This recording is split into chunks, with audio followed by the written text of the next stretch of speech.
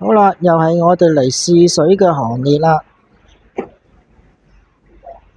試水，成隻錶擺咗落啲水度，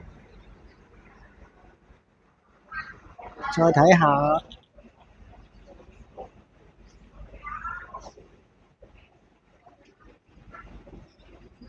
呢隻錶係冇水㗎，睇唔睇到？隻錶入邊係冇水㗎。我哋做整錶呢，我就好注重個防水嘅，因為點解呢？而家係冇落水壓㗎，因為點解呢？隻錶如果唔防水，你整咗隻錶好嘥心機落去整，整完之後隻錶入水，咁啊入咗水咁點呢？咁入咗水，隻錶個機芯入咗水就梗係俾啲水浸住個機芯，就一定係會壞噶啦。咁你嘥咁多心機落去幫佢整呢隻錶，跟住又要保養，最終隻錶呢一入水呢，咁你就做幾多功夫落去，跟住呢都係隻錶都係始終都係會壞嘅。嗱，依家係冇落氣壓㗎。嗱，咁我哋而家落返啲氣壓落去啦，咁先確保隻錶係真係會防水嘅。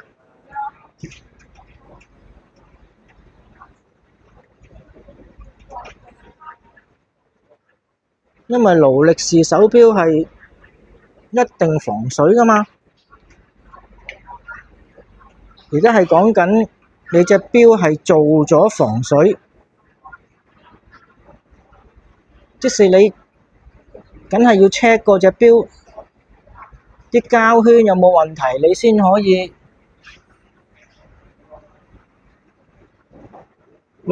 以試過防水啦。如果你隻錶都冇換膠圈，冇去維修換膠圈嘅，咁啊一定係唔防水㗎啦。嗱，依家呢隻錶呢就已經落咗氣壓㗎啦。嗱，落咗1巴個氣壓落去。嗱，呢個叫1巴個氣壓，即係大概係100米防水啦。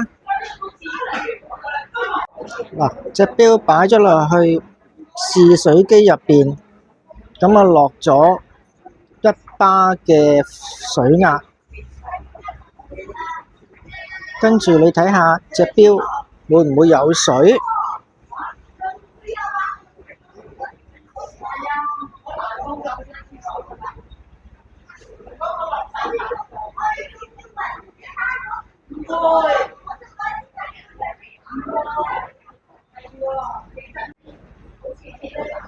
嗱，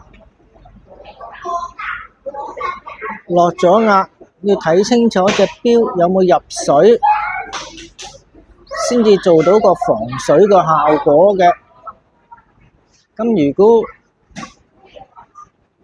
隻錶落咗殼都冇入水，即係代表佢有100米嘅防水功能啦。所以你整完隻錶，佢起碼隻錶唔會入水，咪唔會整彎個機芯咯。